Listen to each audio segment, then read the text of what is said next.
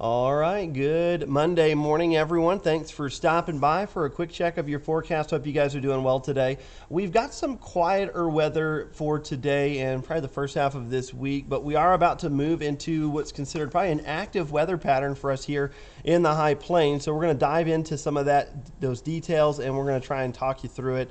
Does not look like we're going to see any major systems come through, but we may see, again, at least that chance or at least that door to open or window for maybe some light precipitation every few days or so here in the high plains. If we don't see the precipitation, we're certainly going to be on the colder side. It's been nice with that spring-like weather to start the year, but that is soon going to come to an end. So get ready for winter to come on back. Thanks, Becky and David. Good morning to both of you. Hope you're doing well. Here's a quick look at your water vapor imagery. We've got our next weather maker coming on shore right now on the west coast, San Diego and Los Angeles, seeing some sporadic showers down there, some shower activity between Phoenix and Tucson, Arizona as well. Hey, Mike, thanks for tuning in out in New Mexico. We've got zonal flow right now from west to east, and we've got a lot of sunshine, and we're expecting to see mostly sunshine today and some breezier winds as that low gets kicked up into the Midwest that brought us all the winds yesterday. They're right now not too bad. They're around 10 to 15 miles per hour, but we do expect them to ramp up this afternoon. They won't be to the extent they were Sunday, but still probably sustained at 20 to 30 miles per hour. So if you're planning on being outside, any of those activities that could start a fire would certainly do with extreme caution today. If you're pulling a trailer, make sure that the chains aren't dragging the ground, because that's how most of our fires start on the roads anyway, and those cigarette butts stay inside the ashtray and not in the ditch.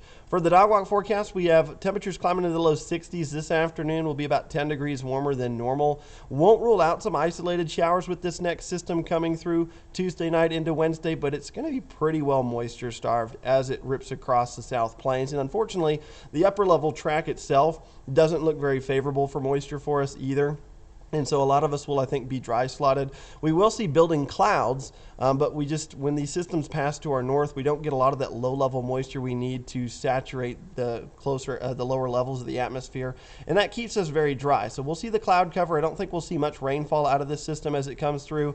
I think you'll be best favored if you're in the Oklahoma Panhandle, probably seeing as much as maybe 1/10 of an inch of precipitation. And then that low gets kicked to the east pretty quick. So our window for moisture is going to be fairly narrow, only about 12 to 16 hours, and then we end up with dry weather for the remainder of the week. But that trough and that upper level low is going to open the door for some more seasonal weather to spill south, and that would put most of us below freezing for our morning lows, and then in the afternoons from Wednesday through Friday we climb into the 40s and the 50s. So it'll be a little chilly to finish off the week. Our next system that I think will probably be more notable for us is coming through this weekend.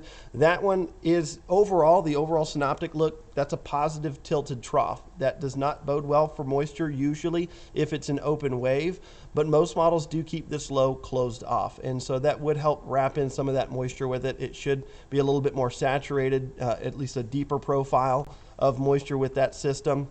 And this system also going to be a lot colder than the one that comes through on Wednesday. Now the exact track is still a bit up in question.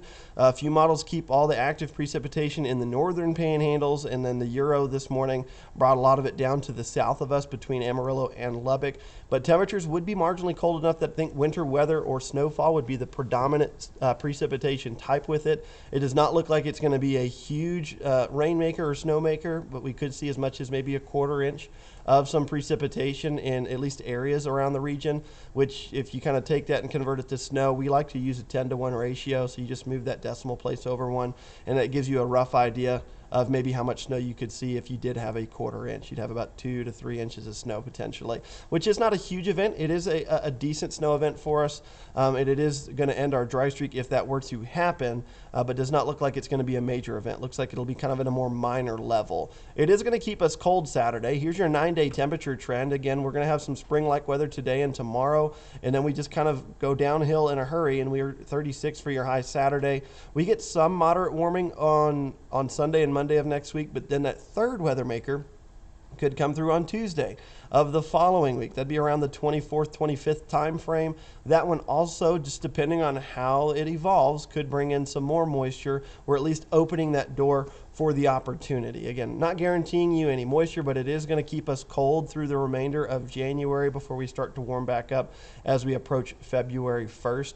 Your 6 to 10 day temperature outlook, again, Climate Prediction Center thinking that we will have a good chance at being below normal. Here's your average temperatures here on the bottom left-hand corner. You see us here. This is for Amarillo.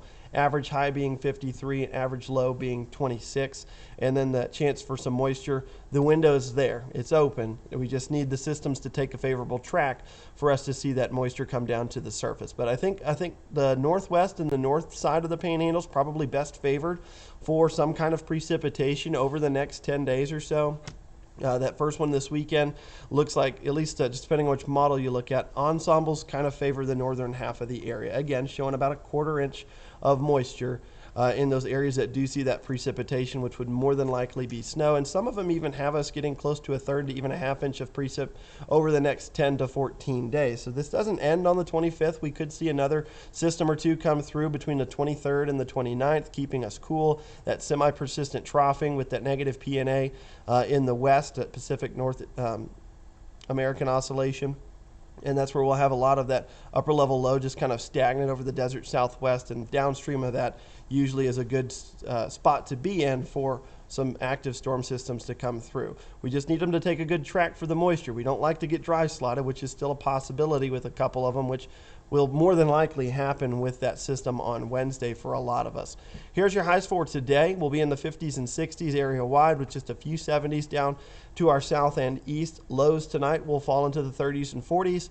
We get one more mild day Tuesday. If you want to spend some time outside, tomorrow will probably be your best or most ideal day to do it.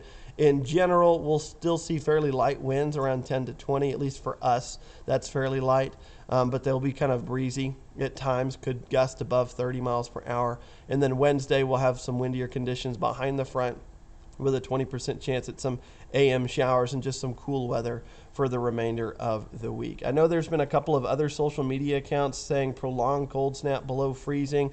If you see anything like that, take it with a grain of salt. I think one of the big limiting factor, or one of the critical factors, if we stay below freezing, will be us having snowpack on the ground. That's, I think, the only way that we see more than maybe a 24-hour window where we stay below freezing. It's not impossible, but I don't think it's very likely at this point. These systems just kind of look to bring in minor moisture for us, or at least a minor snow accumulation event, which is generally under 3 inches for us, and a lot of it will probably be closer to 1 inch for snow accumulations this weekend rather than 3. But it's at least going to help break our dry spell. We're going to see a little bit of some moisture, and it'll help tally up some of our snow totals for the year. And again, we'll have about 10 to 14 days of this active weather pattern. So every few days we may have a minor disturbance come through, which could help bring in that chance for some additional moisture. Hopefully that's helpful to you guys. Again, not expecting it to be just an Arctic outbreak or anything like that, but we are going to be below normal for your temperatures. So keep your jacket handy. It's going to get some use, especially this weekend when temperatures are well below normal. We'll have highs in the 30s on Saturday and then the 40s on Sunday and Monday before probably a pretty cold Tuesday of next week, 8 days away. I will see you guys at 11:30 for your next update.